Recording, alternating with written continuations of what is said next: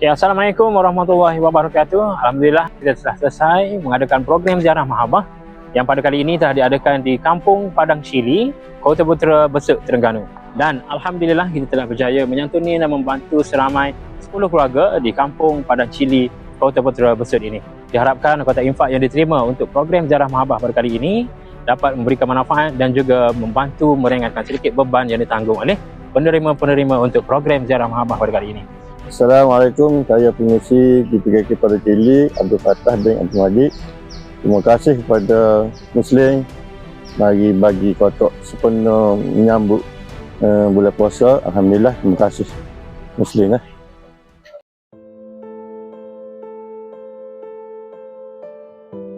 Jadi Kak Cik dia buat apa hari ni? Tiga je suami isteri, anak seorang. Anak seorang. Lepas tu ni Kak Cik buat apa?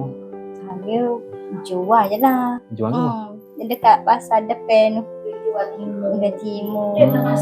Ada pasar kecil tu. Lepas tu ni tak buka?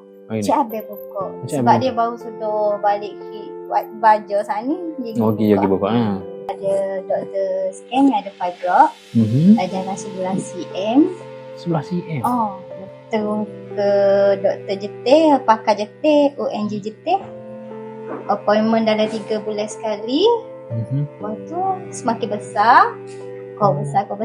Saya refer di IKN Kuala Lumpur. IKN Kuala Lumpur. Mana pergi buat sana lah. Pergi buat sana. Refer sana. Scan dalam kat 12 cm. 12 cm? Dalam tahun lepas terus operate. Kat ni moga baru jumpa doktor bulan lepas, bulan 9 tu. Ada lagi. Ada lagi? Ada lagi. Lepas tu appointment balik lepas raya.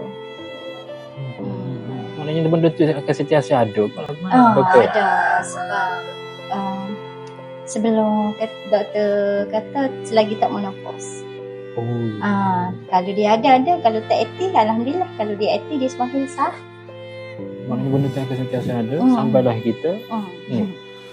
Malah sakit daripada dia belaka. Kita minta pun daripada dia lah. InsyaAllah. Doakan semoga dipermudahkan segala urusan Kak Cik, diberi kesihatan yang baik.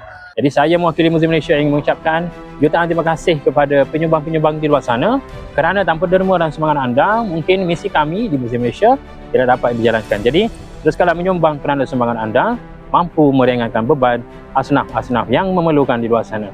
Janji Allah kepada hambanya di dalam surah Ar-Rahman ayat ke-60, hal jazaa'ul ihsani illal ihsan.